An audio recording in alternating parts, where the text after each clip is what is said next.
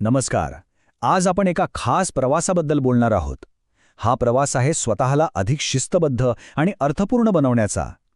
हे काही वरवरचं मोटिवेशन नाहीये, तर ही एक अशी पद्धतशीर रचना आहे जी आपल्याला आतून बदलण्यासाठी मदत करते. चला तर मग हा आत्मपरिष्काराचा मार्ग नेमका आहे तरी काय ते सोप्या भाषेत समजून घेऊया. आता ही गोष्ट फक्त सकाळ संध्याकाळच्या पूजेपुरती नाहीये बरं का.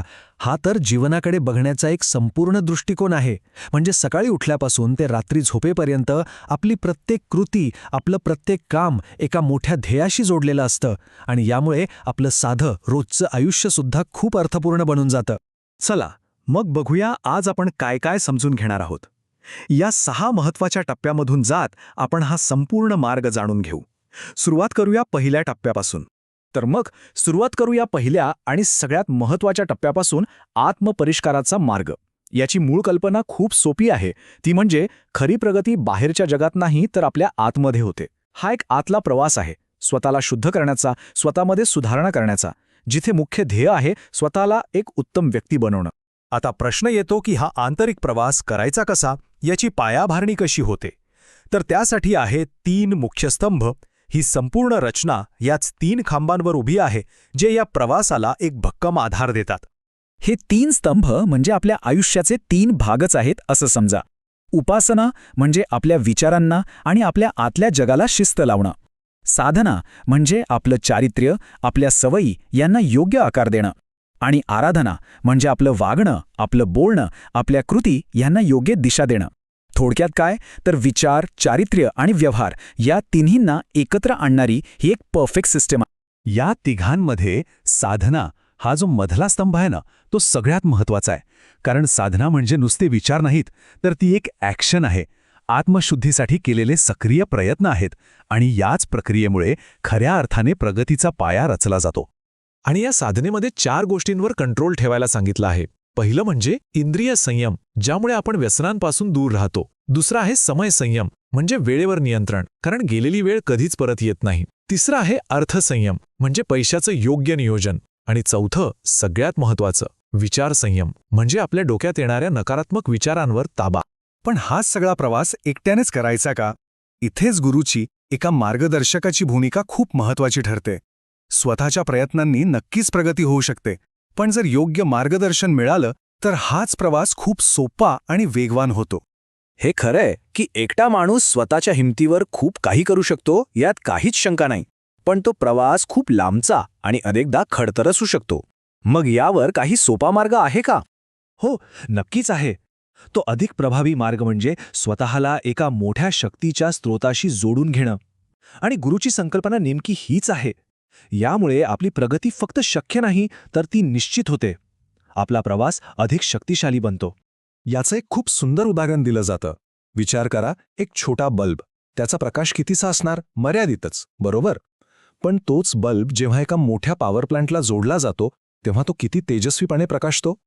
गुरुचं मार्गदर्शन अगदी त्या पॉवर प्लांटसारखं काम करतं. किंवा दुसरं उदाहरण घ्या, नद्यांचं. त्या कायम का वाहत राहतात?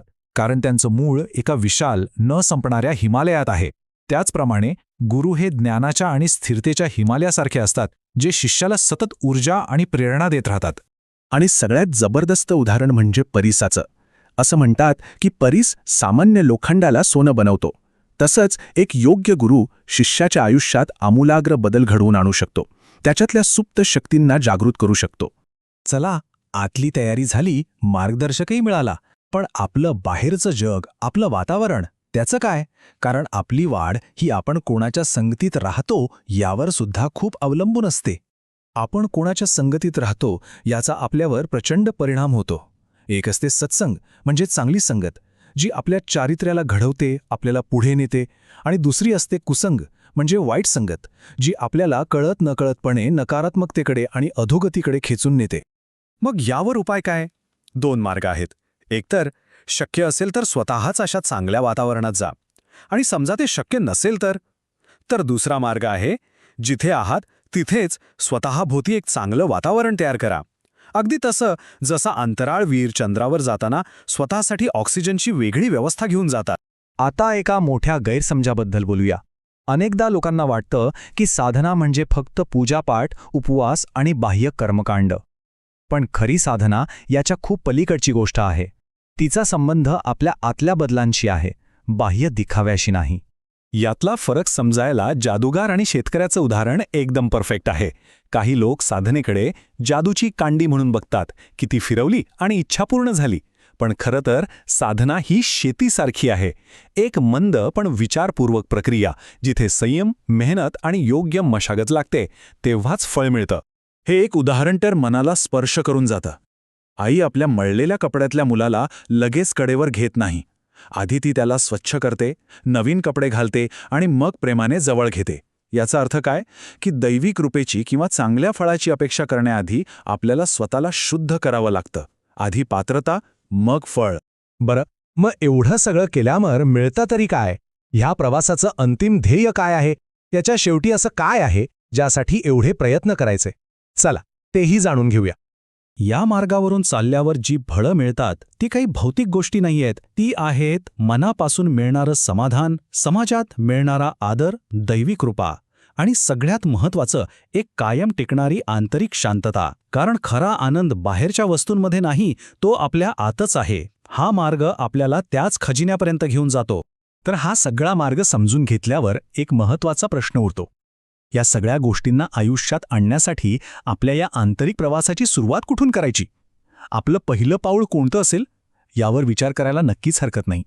या विचारासोबतच आज आपण इथेच थांबूया. नमस्कार.